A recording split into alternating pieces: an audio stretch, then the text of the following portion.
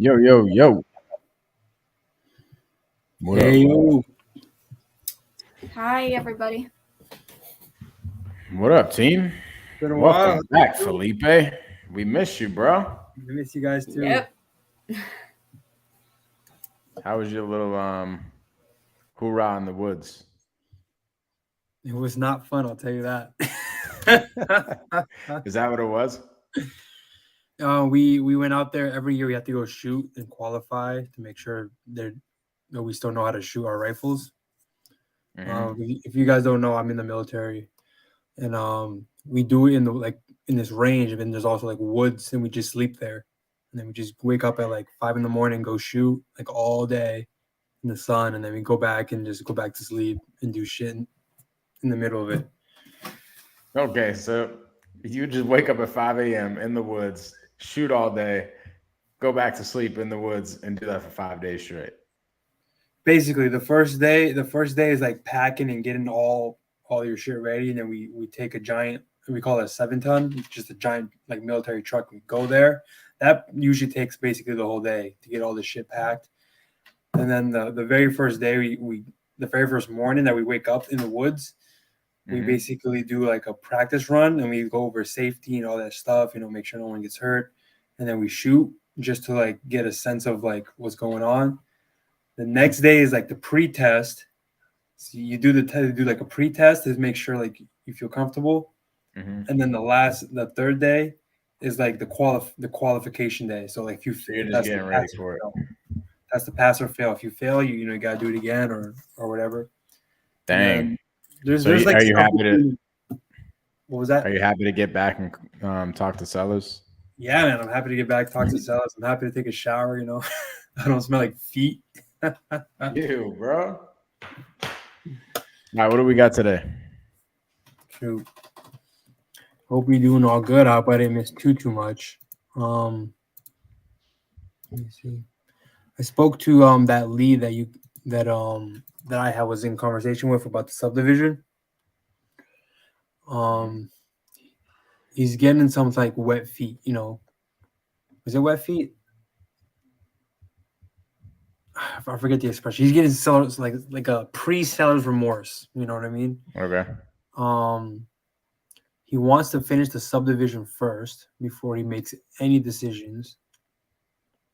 And I'm like, why do you have to wait for the subdivision to make a decision? Like, what is that gonna do? Like, it's either it gets subdivided and you sell it, or it doesn't get subdivided, and you keep it. And he's like, oh well, I just want to make sure everything's set. I don't want to do everything at once. And he's kind of scared that if he gets to some contract, he can't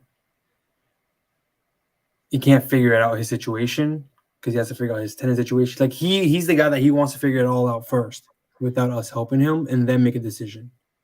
Okay, so here, what do you think I'm going to say?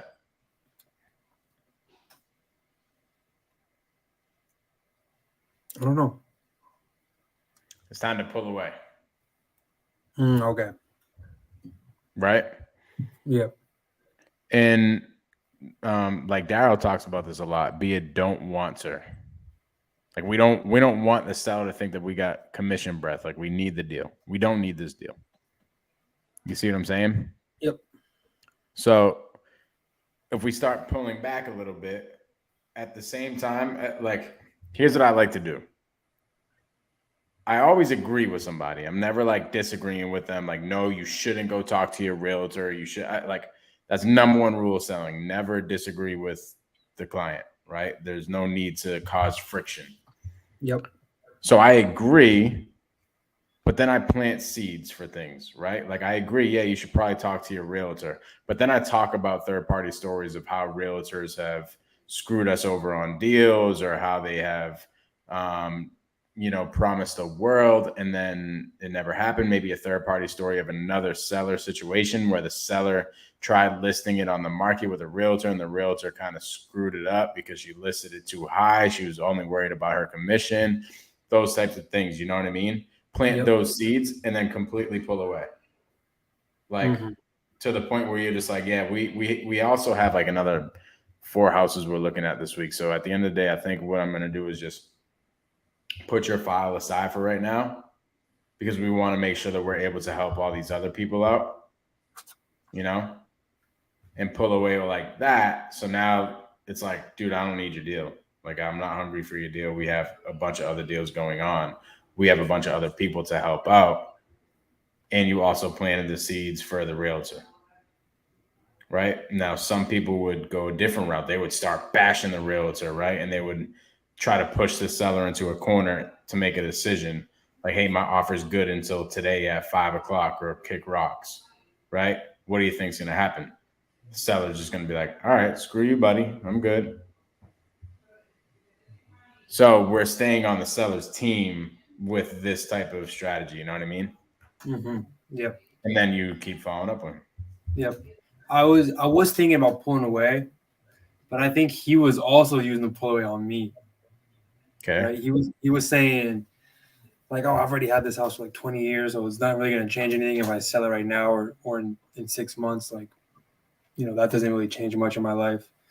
So then I was like, well, I guess I can't really pull away if he's already basically pulling away me, because then that just guarantees that we're both going the wrong direction. So that's why I didn't pull away. And I left it up in the air. Like, you figure out what you got to do. I'll just keep in a weekly follow up with you. Once you figure out your subdivision, we'll see what we can do. And I just briefed over like a cash for keys or, other things we can do to help you. And I said, but we'll figure it out once you're ready. Let's think about this. Felipe has a wonderful girlfriend, right? So let's talk about like a hypothetical situation. Mm-hmm. Let's say Felipe was trying to get a new girlfriend. And he was really liking this girl who had a boyfriend who just stunk. Like the boyfriend was cheating on her or whatever. But you really like this girl, right? The girl was kind of playing hardball. The girl was just like, I've already been with this guy for like 20 years or whatever the case is. I've already been with him for a few years, right? Do you think Felipe applying a ton of pressure is going to help that situation? Or do you think Felipe pulling back a little bit and planting seeds about how this guy's a jackass is going to get him the girl? The second option. Right. Because what happens with the first option? It's just too aggressive, and it just makes someone wants to back away. Right. So there's your answer. So it's planting seeds and pulling away. Play the game with them. Yeah. Cool. Like I said, a hypothetical situation. Yeah, hypothetical. In case Felipe's girlfriend's watching this and she doesn't come beat me up. But yeah, bro, that's what I would do in these situations. Actually, it's funny that we're talking about this because we talked about this today. Yesterday with Karen, when I was telling her about a situation where I went on an appointment and a realtor was going there. Karen, what happened today is I talked to him and he was just like, you know what? We're actually going to have the realtor come back and give us harder comps. I don't really trust what he said up to this point, and it's just going to stay in a follow-up. At the end of the day, on that specific deal, the realtor might be the best route for him to go, honestly. Mm-hmm. Because it's in a really good neighborhood and the property doesn't need too much work. But he's like seriously considering our novation offer. Now, are you talking about? I know who you're talking about. Are you talking about the brother or the actual owner? I'm sorry, not the brother, the son. Okay, the owner. The owner. Okay. So, like, we're in play here. We're essentially like any other wholesaler that would have went there to try to get him under a novation agreement. Well, first off, not too many wholesalers know how to do novations, for one, but for two, any other wholesaler that went there, if they did know novations, they probably would have scared the seller away already. So I've just been planting seeds this whole entire time. Third-party stories about realtors on how they mess with some of our sellers before and all these things, and like what their real motive is, because the realtor's motive is what? Is to list it and get the commission. Do they care about a quick close for the seller? Do they care about getting the close done as soon as possible, or do they care more about their commission? I'll tell you 99% of the time it's their commission. Maybe I might even say 100. That's all the realtor cares about. So we're planting seeds with that, but at the end of the day, like never acting like we have commission breath, like we need the deal. Like back off. I told him, you know what? Actually, yeah, I think that's a great idea. Why don't we go over the comps together once your realtor brings it, and I'll see if it's any different from our comps. Now we're on the same team. You know what I mean? I'm on his team more than the realtor is at this point. Got it. Granted, the realtor honestly has the upper hand, like times 1,000, because one, the realtor's a friend of theirs. Two, they've already used them before. Oh yeah. So you see what I mean? But the Yeah. fact, what the fact of the matter is, like the purpose I'm trying to serve here is we're in play, where most people like aren't even close to being in play up to this point.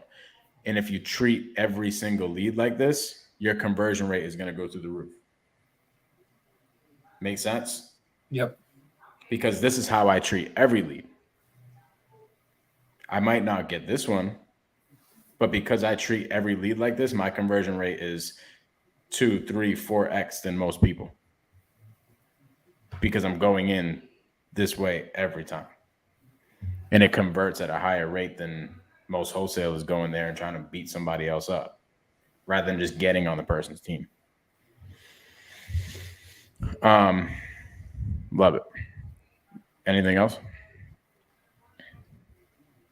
Yeah, I'm working with this other lead.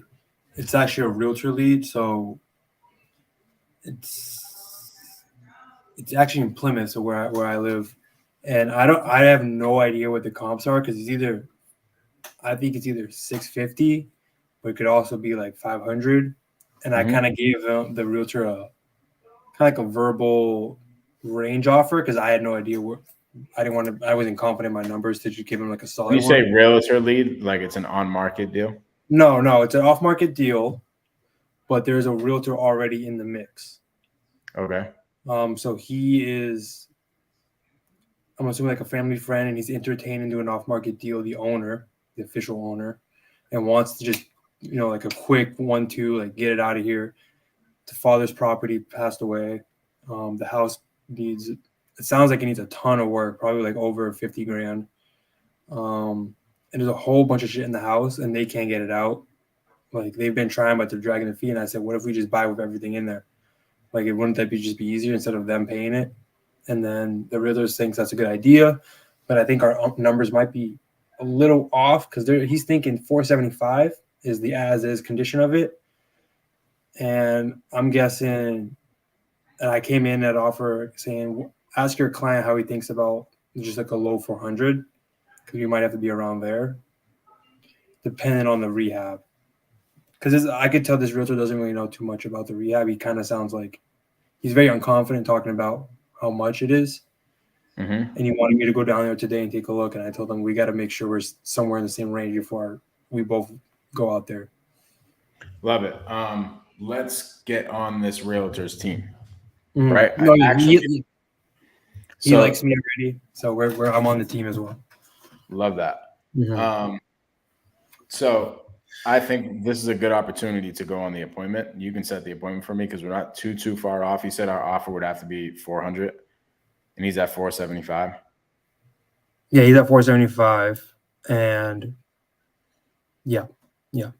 That's just what he's thinking right now. That realtor's kind of slow in getting his comps ready, and I keep like bugging him like, "Yo, you got your numbers ready? Like, I'm ready to like you got your numbers."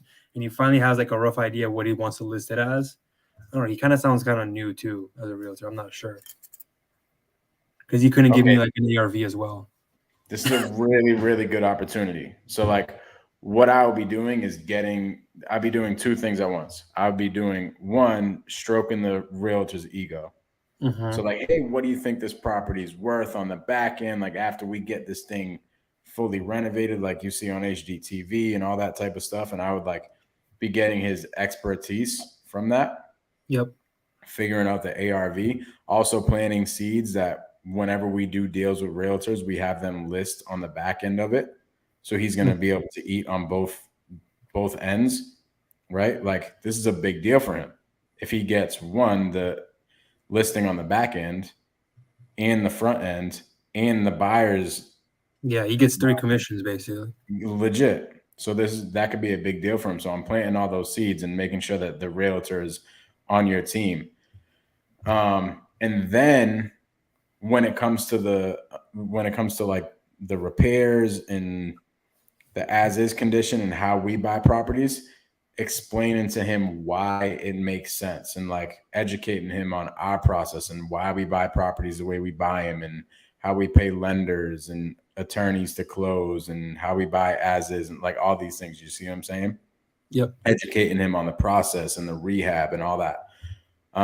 However, it really sounds like this realtor just needs to be super educated, which is a really good thing. So we stroke the realtor's ego and we get the realtor educated so that the realtor is now on our team. Now we're working on this deal together. And I'm saying things like, hey, where do you think would have to be with your seller in order to get you your commission on this deal? That's a good way to phrase it too. Because at the end of the day, where's the absolutely lowest number you think we could ever be with your seller so that we can get you the commission? Because when you start talking to realtors and you start saying things like referral fees and stuff like that, they're like, I'm good. They care about their commission. That's what they want. It's funny. We're talking about this again. They want their commission. So get on their team and see exactly where it would have to be. But let's set the appointment up because this is a good opportunity to not only do a deal here, but also get a bunch of deals from the realtor, like long term. Yep. Okay. Yeah, I'll call him and set it up. Cool.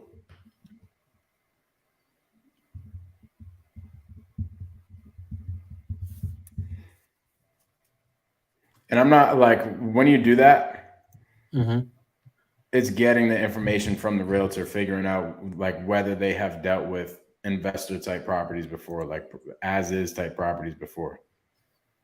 Yep. And if they're like, nah, I haven't really done too many before. Usually I'm more like doing retail type of stuff. Then that's when you have the opportunity to educate them. Yeah. I think he's new in the as is market because he's hoping I could help him. He was like, oh, what do you think? What are your numbers? Because I am kind of lost as well. And I was like, shoot, man, I don't know. I got to look at the numbers. It could be one of two things. He could either it could be a master negotiator. I thought of that too. I was like, he might get me, but I didn't crack. No, I'd like to meet this guy anyway. So if you want to set the appointment up, I can go on the appointment. Okay. Yeah, the comps are kind of tough though, but I'll send you the address if you want to look it over later. Yeah, task it over to me. I'll underwrite it. But what does Ari Simply have it at? Like 580, but I don't think that's even close. The realtor thinks he thinks it's like mid to high sixes. I think it could be around there. It could possibly reach 700, but I don't know. Okay. It's one of those you have to manually do it. Cool. But yeah, that's what I got for a day. Love it. Karen, what do you got? I spoke to a guy yesterday. I think I did set an appointment for you to give him a call for today, but fortunately he's not available at this time. I think he mentioned that he would probably be going to a doctor, and 6 p.m. today is a good time for you to call him, or tomorrow at 3 to 5. Okay. I'll just chat. Yeah, just send me a task to call him today at 6 because I have another call at 5:30, and I'll call him right after. Okay. Yeah. I think his best bet is to have it listed with a realtor, and Hmm. that's what I told him too. But he's not yet into the process. As of right now, we're still trying to consider and entertain buyers for his house. He did mention that they're looking for an apartment, and but they haven't found an apartment that's cheaper than their mortgage, and that's what he was trying to look for as of right now. And I kind of looked at the estimated value for his house in recently, and it sounds like it's at 531, and his asking price is 500. And also, like he told me, Why does he want to sell? he is getting old, and maintaining the house has already been tough for him. That's why they're moving into an apartment. That's what he told me, but they're not in a rush of selling it. So what I did, I just kind of teed him up for creative financing and just forwarded him to you to call for today or tomorrow. Okay, got it. So yeah, the reason why I asked why does he want to sell, because that even with creative finance, that matters. Like we got to pull the pain. There has to be Yeah, some sort of motivation and pain for somebody to want to sell their house, right? Even going with a realtor, like something has to yeah, happen. They got to be going through some financial stress, and like you said, want to move into an apartment maybe because of financial stress or because um, they just can't keep up with the property anymore, like you said. But good job getting the pain and motivation. That's the most important thing. I will talk to them, especially good job realizing that this could be a realtor lead because we have realtors on our team that get us referral fees for getting them deals, right? mm-hmm. So we tee them up really well. And here's what you do, right? You let them know that we're not realtors. We just buy houses. Yep, Like that's our main model. We never want to be realtors. Like that's just not our game.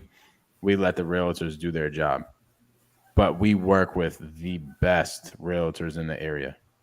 And we're forced to because we need our properties to sell in order to keep the lights on in the building. So we're forced to work with the best realtors in the game.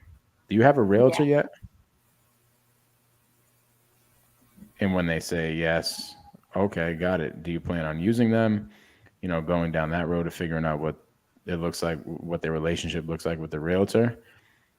But if they say no, and you say, hey, I'd love to get you in touch with one of ours, when's a good time to have them give you a call? So you just teed up the realtor for the realtor to close it, because at the end of the day, the realtor has to go on the appointment and they have to get a listing agreement signed. Just like when we go on an appointment, we have to get a purchase and sale agreement signed. The realtor has to get a listing signed. So we mm-hmm. want our realtors to get deals, right? So what we do is we just have to tee them up really good. We have to do a really good job on our end of being fully transparent, building really good rapport. That way, our referral, because think about it, Karen. When you refer somebody, like let's just say Karen had a friend who said, hey, Karen, I think you should go to the chicken shop down the street. Like you're going to take that referral to heart. You're going to be like, oh, I bet that chicken shop is really good. I'm going to go have to try it out. Yeah, So a referral from a person who somebody looks at like, I really value this person's opinion. A referral is like the easiest way to get somebody to get sold on something. So when you do a really good job of building good rapport, credibility, transparency, and all that, and you tee your realtor up, you'll have a good opportunity to get the realtor the job. yeah. But yeah, I'll give him a call at 6 today. Anything else? Um, let me Yeah, there's this guy I kind of have a tough time with a conversation. He actually gave me a call when I texted him about the good news about that stuff, and he called me back. I wasn't able to reach him for a couple of times, and I spoke to him today. I think you guys have spoken to him a lot based on the notes that I have. I'll chat it on our private chat.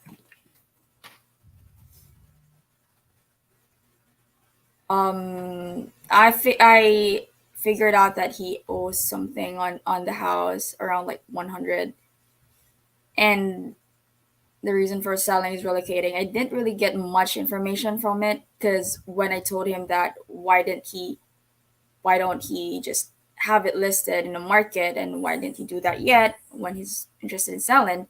He kind of wanted to hang up the phone and just just say, okay, so if you're not looking to buy my house, then buy something like that. But I kind of got hold of him still when he said that, and figured out he owes something on the house. And now I kind of like don't know what to ask next because of that. And I just told him, just for you to have a reason to give him a call, I told him that we buy houses um in other ways too. And I So told him Felipe, to, this is. Do you see the private chat? Yeah, I see that one. We've spoken Can to you him check? already. Can you check out that address and give Karen an action plan of what she should do with this lead? Okay. This is a lead where he has an extra lot and he needs to separate them both to sell it. yeah, And the other house, the house that he has, is retail. yeah, Let me check. Yeah, I remember him.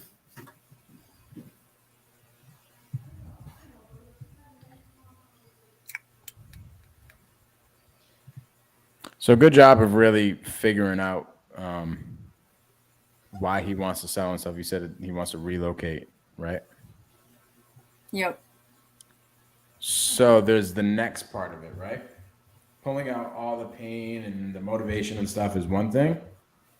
Now this is where like the reps come in and coming to me with opportunities and being like, what should we do here? This is where you start to build skill sets, right?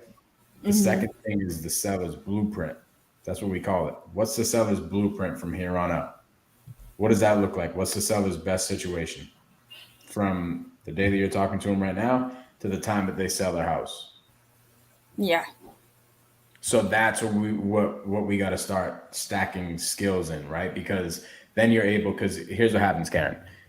You build some rapport, you bond with the person, you figure out the situation, you start pulling pain, motivation, all that type of stuff, and maybe you figure out how they get their decision, how they're making their decision and stuff, and then you go into your pitch. And your pitch is essentially the blueprint, right? And there's a bunch of different steps to the blueprint. mm-hmm. There could be 10 different steps to the blueprint. Maybe the next step on the blueprint is figuring out the seller's ask price. Maybe the seller has to go back and talk to their wife or something like that in order to figure out the ask price. So you got to figure out those steps in the blueprint. This is how you become a closer.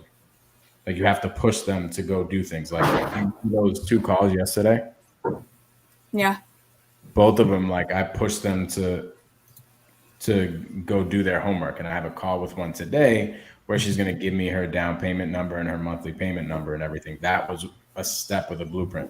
So like for this particular lead, we have to figure out what's the next step of the blueprint and keep following up until that step is accomplished. Make sense? So a lot of yeah, the times, like when you talk to a lead, you're like, what the heck? I don't really know what to do with this thing here. It's like this thing really isn't going anywhere. Just figure out what the next step of the blueprint is. Keep following up until that step is accomplished, and then go on to the next step. Because think about it. We talk to these sellers. Here's a timeline, right? We could, and here's the beginning, right? And here's the end. we could talk to him right up here. Wait, here. My camera's all messed up. So here is the end. Here's the beginning. We could talk to them right here, right in the beginning, or we could talk to them in the middle, or we could talk to them. We can get super lucky, like Felipe did with the not lucky, but essentially you did your job. You called him, but you caught him right at the end of the timeline, right? Yep. So this is just a timeline. Everybody has it. There's a timeline for every single freaking lead. At some point, they're going to sell their house, whether it's now or 10 years down the road. But they're here somewhere on this timeline. Yeah. So it's your responsibility as a closer and a salesperson to figure out where they are at on this timeline and just get them down the timeline and hit all the steps and push them to all the steps. To the point where they're right here, boom, it's closed. Yeah. Yeah, I was just looking over the lead again, and the first thing that I can think of is I remember I gave him an offer and he didn't accept it because he already has a better offer, right? Yeah. Well, actually, I did try to ask that. Why didn't he push forward on it?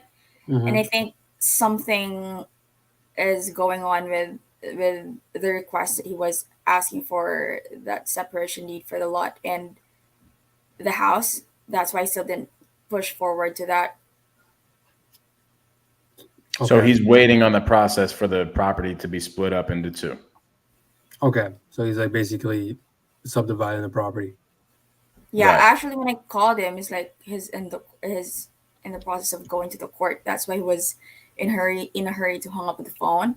Yep. Okay. And he said that something's there was a problem. He told me that way that there was a problem with it. Okay.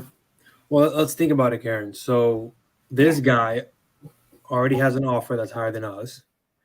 He can't sell it because of those legal reasons, right? So even if he wanted to take our offer, he can't sell it, right? Second thing is you have to basically since you know you've been outbidded and we can't do that 80,000 that he's asking. That's just not a deal for us, right? So we have to wait to see if these buyers are actually legible and if they will actually perform, right? This happens to us all the time. Like, their buyers come in, they say they can do this amount, they find out the real situation, and then they back out. It happens all the time in real estate. So we have just like he said about the timeline, we have to wait until he passes that timeline of the I'm trying to figure out my numbers, I'm trying to figure out what I have to do, right? Once he finds out, oh smokes, like I can't sell this property because my numbers are too high or everyone's backing out, we're the one following up with them, and he's eventually going to find out that, oh, we're the only ones that will buy the house, but it's at this number because it's an actual real fair number and it's not an inflated number. That's why the numbers always work. Now, in terms of that, it's literally just following up. You know, you have to just make sure he finds out that he's ready. You can help him kind of realize that, you know, kind of ask him like, do you think these guys are real? Are they valid? Are they following up with you, or they just gave you a number and it kind of like just disappeared? Because it happens all the time. You have to kind of get them to realize, like, who are these people buying my property? Are they just knuckleheads just calling me and giving me the highest number and then will just beat me down later? Or are they real? You have to wait for him to realize that. And on the second part of the house, he has a retail house and he's looking for retail, correct? Yeah. So you did a good job in finding out that we can't afford retail on a cash offer. You know that. So obviously we can't do anything there except go for the seller finance. And did you say that he was open for that idea at all? He was in a hurry, but he said he's open for a call. Okay. So we have to figure out, what's the word I'm looking for? How motivated he really is to sell this house. Because if he's not too motivated, he could possibly take seller finance, but he's very motivated. He would probably want a lump sum, and the realtor might be his best bet as well. Yeah. So it's that lead, like, it happens to me. There's a bunch of those leads that I have. Like, you're just not at the right time. they're still in the process of figuring everything out. It could take them a few months to figure out what they want to do, or even a few months just to realize that we're the only option. So it's just goes back to the. I feel like it should be like the sacred word is just follow up. That will always be the way to get a deal. Time is your best negotiator for one, but for two, there's things that you can do along the line. Felipe, I really like that feedback. Mhm. There's things that you can do along the timeline to help him realize, like Felipe is talking about, help him realize his real situation. And you start talking about the other buyers. You bring in third party stories. Like I've probably said third party stories on this live maybe 10 times. That's how freaking important third party stories are. You guys have to start practicing third party stories. Like do it in your freaking sleep. Karen, if you can learn third party stories, you will be the best freaking caller in the damn Philippines. Like if you Yeah. really get good at them. And all it is just storytelling. Like it's just getting good at at telling stories. Do it like with your family and friends and everything. Like practice it. Like I legit practice third party stories when I'm talking to people in real life. Like not on my sales calls. I do it just while I'm hanging out. Yep. Once you start realizing that, you'll be able to implement them throughout your timeline to help push deals forward. Like for this particular one, this guy already has another offer. Not sure why he's not taking it. I would be asking like, hey, this guy. So the offer that you got, you guys just didn't go under agreement, contingent upon you getting everything split up.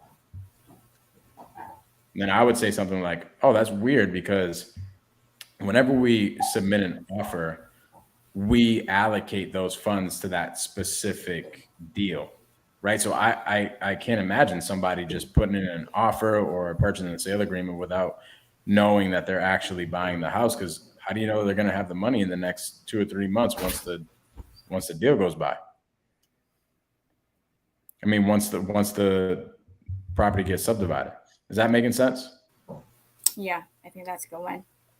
And I would just let them know our process and why our process makes more sense than theirs. And they'll be like, oh, that makes a ton of sense. Yeah. I don't know why they would submit an offer when, they don't even know that they have the deal. Yeah. So you're using things like that throughout the whole entire process. But to Felipe's point, it is just time. Just give it time and keep following up. That's it. Felipe, Got it. good feedback. I love it. Karen, good job. Karen, one thing I wanted to ask you: was there an appointment today in Brockton? Yeah. Remember June? Yes. That was a lead that she's still waiting for an approval for senior housing community, but I know you told me the last time we went over it that set an appointment for her, for you to go over on her house, but he kept canceling our our appointments. Like he's only available every Tuesday. So and you told me that just set an appointment since it's just nearby. So was there an appointment, or did she cancel, or what? There was appointment last week. I got hold of him like Tuesday of last week. So yesterday, Friday, Monday, and today I was trying to give her a call to confirm that appointment and to just let her know, but she's not answering my phone calls. But she was expecting me like a week ago. You told her, "Hey, we're gonna do an appointment this Tuesday at this time." Yeah, and I told her that we would confirm by Monday. She told me that call me Monday to confirm that. Oh, got it. Okay. Um, cool. For the next one, just get in touch with her, book the appointment, and don't even confirm it. Just put it on my calendar, and I'll go. Okay, got it. Sometimes, like especially because it's right down the street from me, I don't mind going there. But sometimes you got to do these things. Like literally, there was a time where a seller was calling me while I was on the way to an appointment, and I knew they were trying to cancel the appointment. Right, like I was 30 minutes away, but it was a really good lead, And I'm like, yes, I'm not going to answer the phone because I know they're just going to say, hey, I want to cancel. So I pretended like I never saw it. I get to the property. She's not there. Call her. And I'm like, hey, I'm outside of the property. And she's like, oh, yeah, I was trying to give you a call. You know, I don't know if we're going to be able to make it. I said, well, I'm already here. Sorry, I missed your call. I was doing a bunch of other things today. Today's been a crazy day. Are you nearby? She's like, yeah, I'll be there in 5 minutes. I ended up getting the deal. So like sometimes you just got to think out of the box with leads like this, because this lead is a good lead. I remember hearing the conversations and everything, and her ask price isn't too far off. So this is something that we want to get in front of, especially because it's right down the street from me.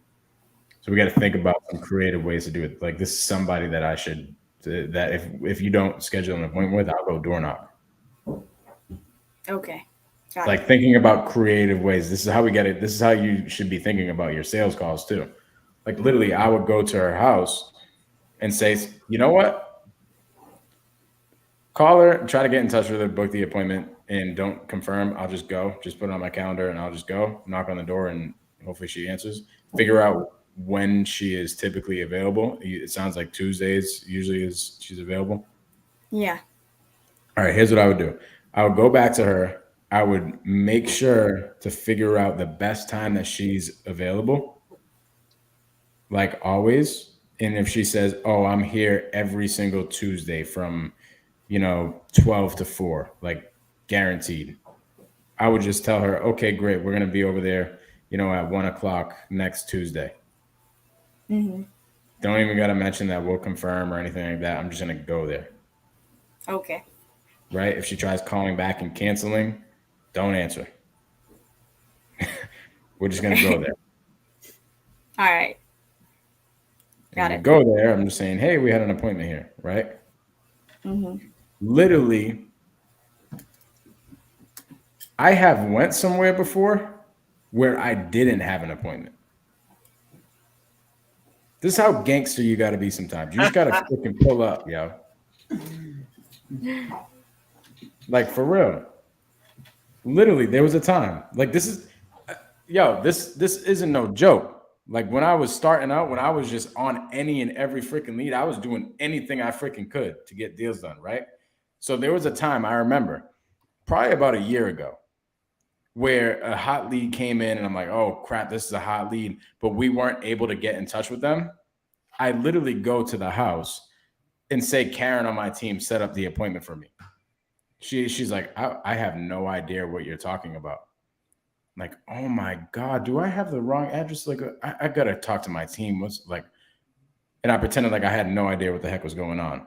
By the way, my name's Mike. I buy houses all around the city. Like, while I'm here, are you looking to sell your property? Yeah. Kept moving forward. Ended up getting beat out by another investor on that deal. I was a little wet behind the ears, but I did whatever the hell it took, right? So sometimes that's what you got to do. Get creative. Okay. Cool.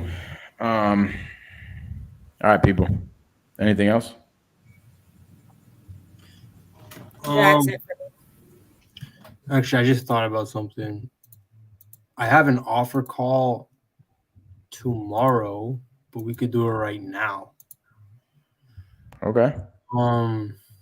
But before I do that, it's in Florida, so I'm not confident on the numbers. So if you want to go over it real quick and just figure out an idea on where where we have to be. Okay. Karen, while we're doing this, can you send me in Slack your email so I can add you to my calendar? Yeah, sure.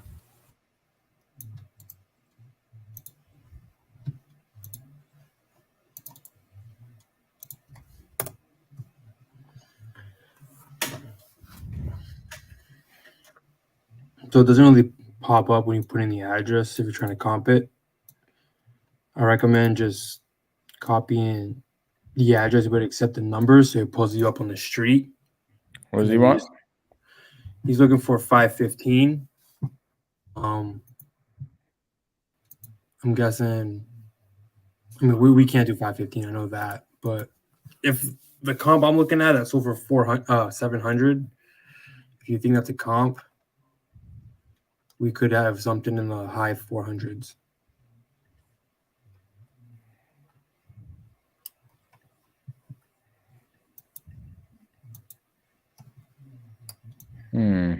I do not see the address. Yeah. So copy the whole address except the first two numbers, the numbers. So The just first four northeast. numbers. Yeah. So copy northeast 10th, blah blah blah blah, all that. And then put it on Zillow, and then it'll pop you up just on the street. Hmm. And then so now you already have the location where it is, and I can just tell you the square feet and all that. It doesn't have it on Zillow anyways. It's a duplex. Is this a real house, bro? Are we in the? It's a real house. I mean, you can put this on Google and it'll pop up, bro. I know it's kind of funky how to find it, but I figured it out.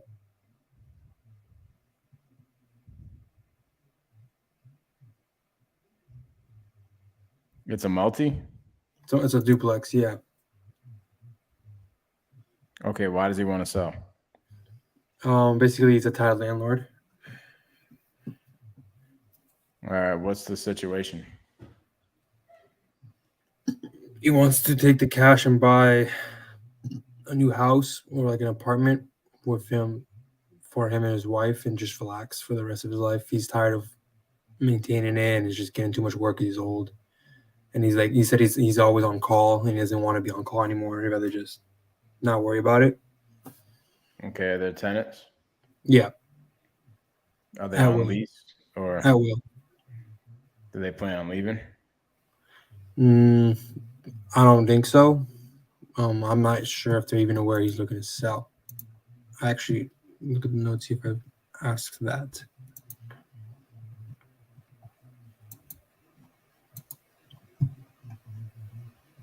Here, share your screen and show the comping. Let me pull it up real quick there. I know.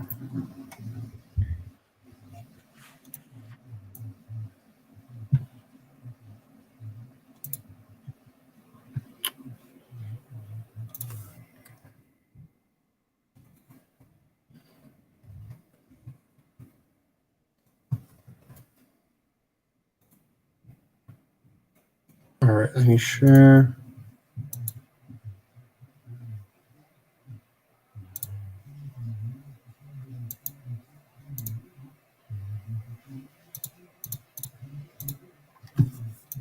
All right, can you see Zillow?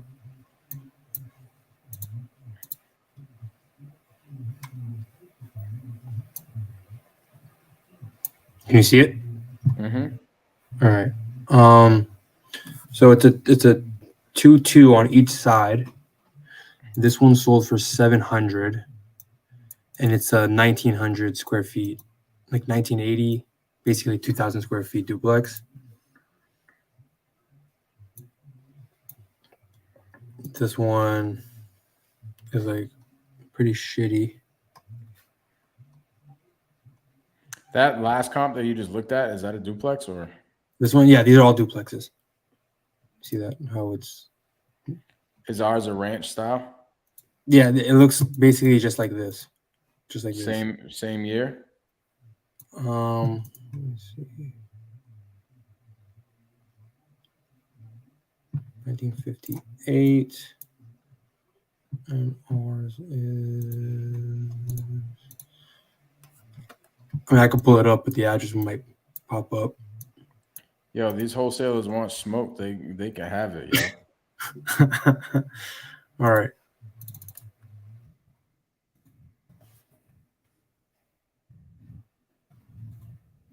This is our subject house.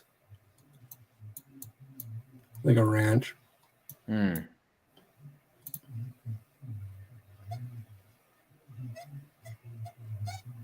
There's no data.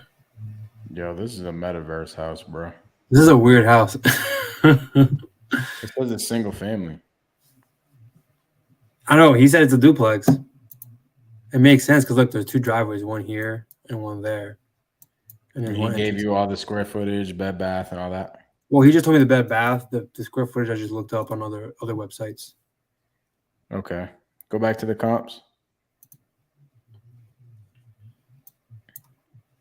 This is within 90 days too, just so you know. Square footage, when was that? I mean, what was that other one? I mean, what's ours? What's our square footage? It's like 1900. There's 2 different websites. One says 1988, and then the other one says 2100, something like that. So it's Okay, around so let's call 2000. it. Yeah, go to the one that sold for 588. What's crazy is all the duplexes don't have the bed baths in this area. Do we have a pool? Not that I know of. Actually, no, because I've seen it in the satellite view. Okay. Go to the other one. Yeah, no pool. Which one? The 640. That one's a little bit bigger. Okay. Now take this price per square foot. This one? Yep. No, we just times it. 278. Now take the other one. 278. This one? Mm-hmm. 307. Okay. Take that average. The average of those 2? Mm-hmm. Do you remember the first number? I already forgot. What was the first number? 278? 278. The average is 292.5. Okay. Now maybe we'll get one more. Go back.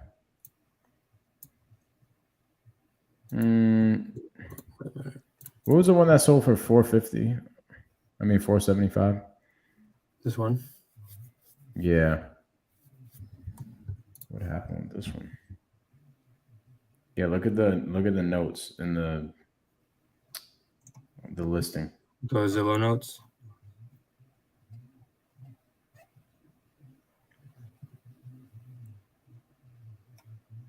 So it looks like somebody bought this with the tenants in place. Mm-hmm. That might be why the price is affected. And it needs some love. The other ones are fully renovated, right? Yeah. These ones are all good to go. Okay. Got it. Here are Look at that one. Look at the one? 699. Yeah, this is the one that's fully remodeled. Dang. This one's like tip top. And it's smaller than ours, too.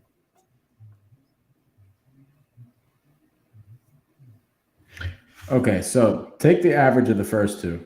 I think the first 2 are the best comps to use. Okay, I got him. And then multiply that by how much square footage our property is that we're looking at. All right. I think the 699 one's an outlier. Outlier.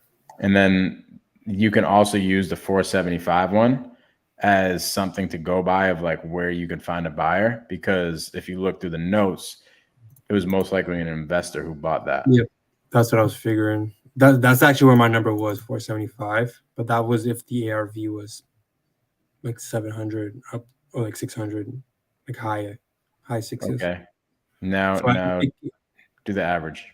It came out to 581, 580. Okay. Go back. I would feel comfortable with like 600 ARV. 600. Yeah. Okay, so that might change my numbers. Oh yeah. He ain't going for that. His bottom was 515. So our numbers came up to 400 MAO.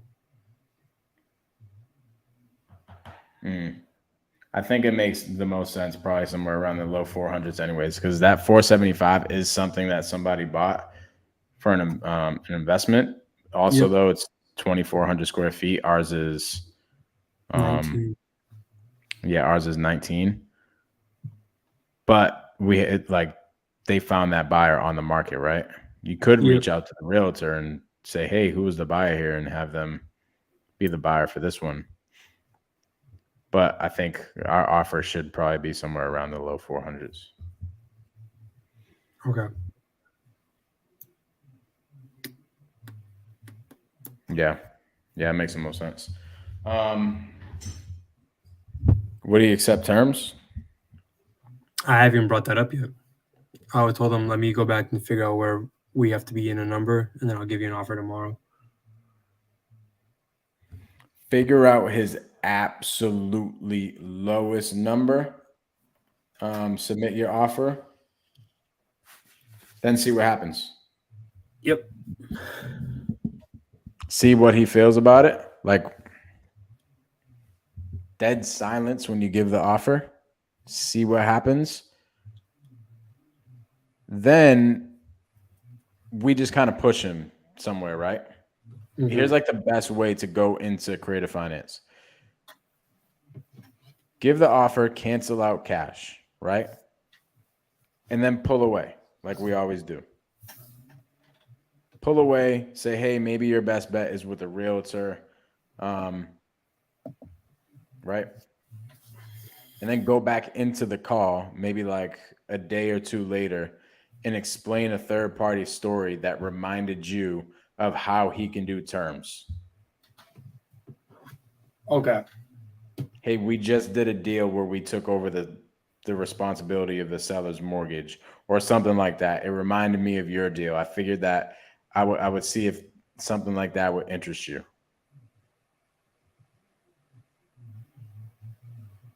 Got it. Get him to agree and say, okay, great. My partner Mike, he's the creative finance guy in the business. He'll give you a call tomorrow or whatever. But we always want to cancel out cash first. Yep. Like make sure that cash is not going to work.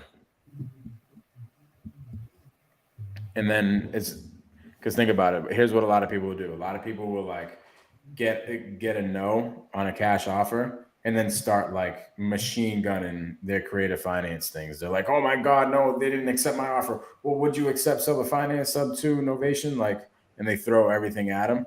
And the seller's like, poop, poop, poop. Like, what the heck is going on? But when you kind of pull away a little bit and then maybe ask them a little bit about what they think is their best situation. Yep. To get back on their team, you'll be able to go into the next call with a third party story and make creative finance make sense in their brain. Get them to like sort of agree to it and then just tee the call up for me. Okay. Cool. Got it. Yeah, cool. Love it. Good job, bro. Let's go. Felipe's back in the building. Shit. All right, people. Good job. You're Anything else you guys want to add? I'm good. Yeah. That's all I had today. Cool. Yeah. If you guys are not subscribed to the channel, please hit the subscribe button, hit the like button, get that algorithm going so YouTube shows Felipe and Karen's beautiful face to the whole world so that the whole world can get some value. See what I'm saying? We appreciate y'all. Peace.